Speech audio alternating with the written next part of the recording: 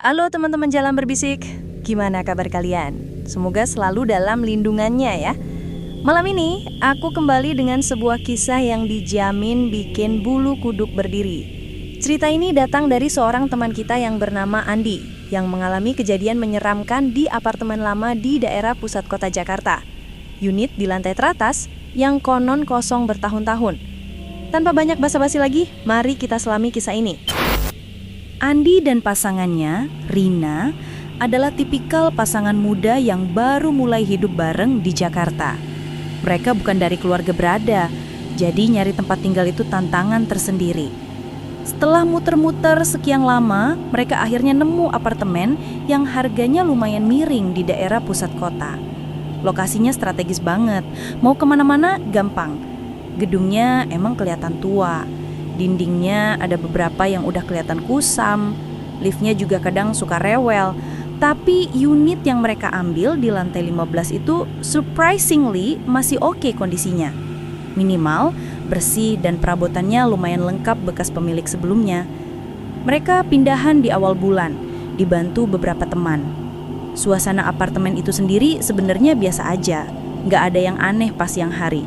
Ramai sama penghuni lain, suara hiruk-pikuk kota Jakarta juga masih kedengaran tipis-tipis dari jendela. Mereka lumayan senang, akhirnya punya sarang sendiri dengan budget yang pas-pasan. Minggu pertama berjalan lancar. Andi kerja di kantor, Rina juga ada proyek lepas di rumah. Rutinitas mereka normal, pulang sore, masak bareng, nonton TV, terus tidur. Masalah mulai muncul di akhir minggu pertama.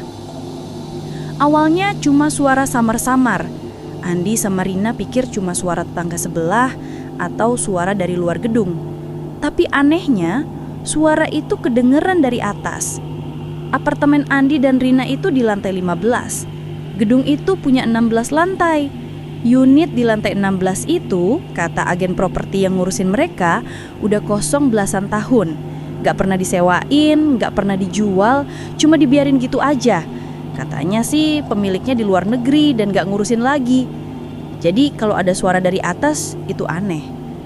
Suara pertama itu kayak suara gesekan. Kayak ada yang lagi mindahin perabot berat. Krek, krek gitu. Pelan tapi konstan. Andi sama Rina saling pandang. Denger gak Yang? Tanya Rina pelan. Andi ngangguk. Denger? Itu dari atas ya? Rina merenyit. Kan di atas kosong, agennya bilang gitu. Iya, katanya gitu. Andi coba dengerin lagi.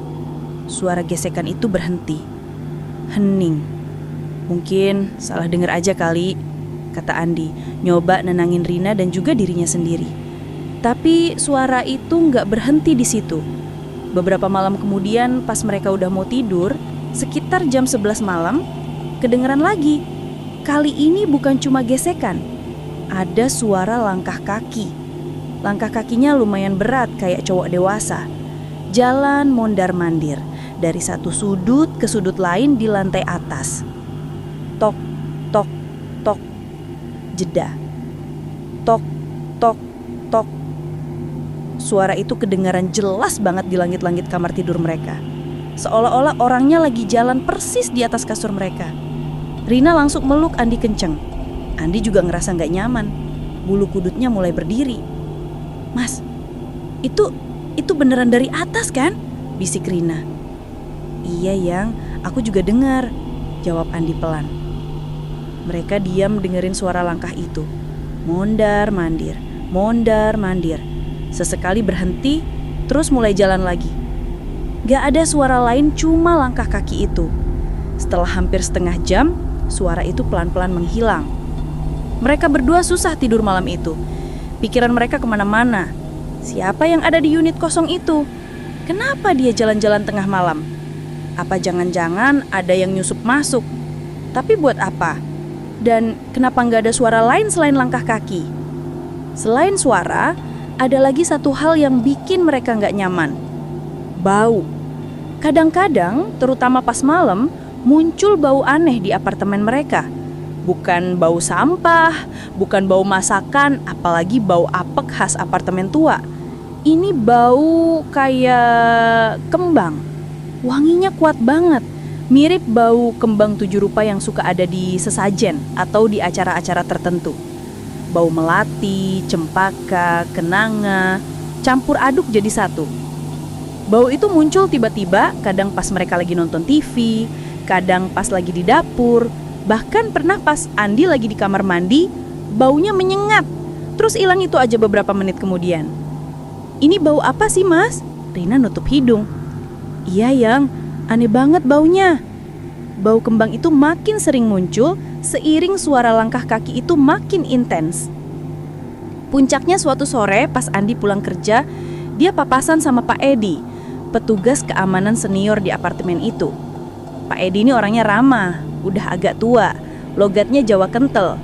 Kayaknya udah puluhan tahun kerja di situ. Andi pikir mungkin Pak Edi tahu sesuatu tentang unit di lantai 16 itu. Pak Edi, sapa Andi sambil senyum. Mas Andi, baru pulang kerja? Jawab Pak Edi ramah. Iya Pak. Pak Edi, saya mau nanya-nanya dikit boleh nggak? Wah, boleh aja Mas. Mau nanya apa? Andi agak ragu awalnya. Gimana ya nyampainya biar nggak dikira ngaco? Gini Pak, apartemen saya kan di lantai 15 ya. Nah, itu unit di atas saya di lantai 16, itu beneran kosong Pak. Katanya sih udah lama kosong. Oh, unit itu ya Mas. Iya, itu udah lama banget kosongnya. Dari saya belum setua ini juga udah kosong. Oh gitu ya Pak. Soalnya saya sama istri kadang dengar suara-suara aneh dari sana Pak. Kayak ada yang jalan, mindahin barang. Terus kadang ada bau kembang juga. Pak Edi ngeliatin sekitar, mastiin gak ada orang lain di sekitar mereka. Terus dia agak ngerendahin suaranya. Mas Andi, Rina, gini ya. Pak Edi narik nafas. Unit di lantai 16 itu emang ada ceritanya Mas. Udah dari dulu dibilang angker. Dek, jantung Andi langsung berdebar kencang. Angker Pak? Kenapa Pak? Pak Edi cerita. Dulu banget di unit itu pernah ada kejadian gak enak. Ada seorang perempuan muda yang tinggal sendirian di sana. Gak ada yang tahu banyak tentang dia. Orangnya pendiam. Sampai suatu hari dia ditemuin meninggal di unit itu. Bukan karena sakit, tapi Pak Edi agak ragu ngomongnya. Ya, gitulah Mas. Bunuh diri katanya. Udah beberapa hari baru ketahuan, bisik Pak Edi. Nah, semenjak kejadian itu, unitnya gak pernah ada yang mau nempatin. Dibiarin kosong. Tapi ya itu, sering kejadian aneh. Security yang jaga malam suka lihat penampakan di lorong atas. Dengar suara-suara juga. Ada yang bilang arwahnya gak tenang. Andi nelan ludah. Jadi suara dan bau kembang itu. Makanya Mas, Rina, mendingan gak usah terlalu dipikirin ya suara-suara itu. Anggap aja angin lalu. Jangan terlalu penasaran sama lantai atas. Pesan Pak Edi serius. Kalau bisa, kalau dengar sesuatu, baca-baca doa aja. Andi ngangguk. Sekarang dia tahu kenapa apartemen ini bisa semurah itu walaupun lokasinya strategis. Pasti banyak yang gak betah atau udah tahu ceritanya. Dia pamit sama Pak Edi dengan perasaan campur aduk. Takut, tapi juga kayak ada rasa penasaran yang gak diinginkan. Pulang ke apartemen, Andi langsung cerita ke Rina soal obrolannya sama Pak Edi. Rina langsung pucet pasi. Ya ampun Mas, jadi beneran ada sesuatu di atas. Ya katanya sih gitu Yang. Sejak tahu cerita itu, suasana di apartemen mereka jadi makin gak enak. Bukan cuma suara langkah kaki yang makin sering dan kadang kedengeran lari-larian atau seret-seret barang, tapi juga sensasi kehadiran yang makin kuat. Mereka mulai sering ngerasa diperhatiin meskipun gak ada siapa-siapa. Kadang di sudut mata kayak ngelihat bayangan lewat. Pas dinengok, kosong. Bau kembang itu juga makin intens. Munculnya gak kenal waktu. Siang bolong pun kadang bisa kecium. Baunya gak cuma kembang, kadang kecium juga bau kayak apek campur anyir yang bikin mual. Malam hari adalah yang paling parah. Suara dari atas itu jadi sumber teror mereka. Kadang kedengeran suara kursi digeser kenceng banget kayak lagi dilempar, brak. Atau suara pintu dibanting keras, duk. Padahal mereka tahu gak ada pintu di unit itu yang bisa dibanting separah itu dari suara yang kedengeran. Pernah suatu malam, suara langkah kaki itu berhenti pas di atas kamar tidur mereka. Hening selama beberapa detik, terus diikuti sama suara cekikikan pelan. Suara cekikikan itu kayak suara perempuan, tapi nadanya datar, gak ada emosi, bikin merinding banget. Rina langsung nutup telinga, gemeteran. Andi juga gak kalah takut. Dia meluk Rina erat-erat sambil komat-kamit baca doa seingatnya. Cekikikan itu berlangsung sebentar, terus hilang. Digantiin lagi sama suara langkah kaki yang mondar-mandir. Mereka berdua jadi kurang tidur, stres, gampang emosi. Andi sama Rina sering berantem kecil gara-gara tegang terus. Andi pengen pindah aja, tapi Rina masih mikir sayang sama duit yang udah keluar buat sewa dan deposit. Tapi mas, kita mau pindah kemana lagi? Nyari apartemen semurah ini di Jakarta susah banget, kata Rina frustrasi. Iya aku tahu Yang, tapi aku udah gak tahan. Kamu juga kan? Kita tiap malam gak tenang, sahut Andi. Sampai akhirnya ada kejadian yang bikin mereka gak punya pilihan lain selain pindah. Malam itu sekitar jam 2 pagi, suara dari atas lagi rame-ramenya. Kayak ada pesta aneh di sana. Suara gesekan, langkah kaki cepet, terus tiba-tiba kayak ada benda jatuh gedebugan. Andi sama Rina udah pasrah, cuma bisa diem di kasur sambil berusaha tidur. Tapi tiba-tiba kedengeran suara ketukan di pintu apartemen mereka. Tok, tok, tok. Pelan tapi jelas banget. Ketukannya pas di pintu depan apartemen mereka. Andi sama Rina langsung kaget. Siapa yang ngetuk pintu jam 2 pagi? Mereka saling lirik. Andi ngerasa gak enak banget. Dingin merayap di punggungnya. Tok, tok, tok. Ketukan itu berulang, lebih jelas dari sebelumnya. Bukan ketukan normal. Ini kayak ketukan orang yang lagi nyari sesuatu atau minta dibukain. Andi langsung mundur dari pintu. Badannya lemes. Dia balik lagi ke kamar tidur, mukanya udah pucat banget. Gak ada siapa-siapa Yang, bisiknya ke Rina. Tapi barusan aku denger ada yang ngetuk pintu mas, kata Rina suaranya bergetar. Iya aku juga denger, tapi gak ada orang di luar. Mereka diem lagi, nunggu. Apakah ketukan itu bakal datang lagi? Atau suara-suara dari atas bakal makin parah? Keheningan menyelimuti mereka sebentar.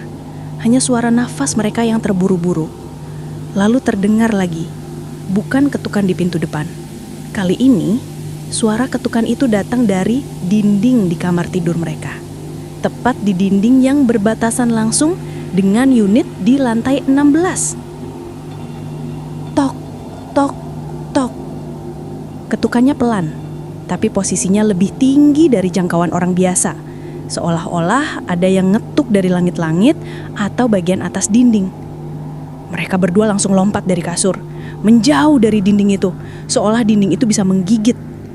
Suara ketukan itu berulang, seolah mengejek, seolah sesuatu di atas itu tahu mereka ketakutan, dan dia sedang bermain dengan mereka, mengetuk dari berbagai sisi untuk menunjukkan keberadaannya. Andi dan Rina saling pandang. Di mata Rina, Andi lihat ketakutan yang murni, dan di mata Andi, Rina juga lihat hal yang sama. Mereka gak bisa hidup seperti ini. Apartemen murah ini gak sepadan dengan teror yang mereka alami tiap malam. Malam itu juga, dengan sisa-sisa keberanian yang mereka punya, mereka memutuskan untuk pindah.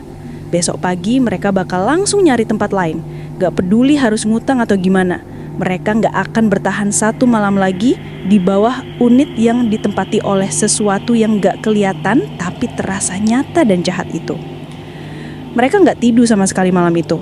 Hanya duduk di ruang tengah, lampu dinyalain semua, TV juga dinyalain dengan volume lumayan kenceng, berusaha mengusir keheningan yang bisa kapan aja diisi suara-suara menakutkan dari lantai 16. Suara langkah kaki dan gesekan dari lantai 16 masih kedengaran sesekali. Tapi ketukan di dinding kamar mereka gak muncul lagi. Mungkin sesuatu itu udah puas nakut-nakutin mereka malam itu. Pagi harinya, mereka langsung buru-buru packing barang seadanya, gak mikir banyak. Mereka gak peduli deposit hangus atau bayar sewa sebulan penuh padahal baru seminggu lebih nempatin di sana. Yang penting mereka harus pergi dari sana secepat mungkin. Pas mereka nunggu lift sambil bawa koper di depan pintu apartemen, Andi sempat ngeliat ke arah pintu unit di depannya. Terus ngeliat ke atas, ke arah unit 16. Rasanya ada yang lagi ngeliatin mereka dari atas. Perasaan itu kuat banget. Tapi pas dia mendongak, yang kelihatan cuma langit-langit lorong. Begitu lift datang, mereka langsung masuk buru-buru gak nongok lagi.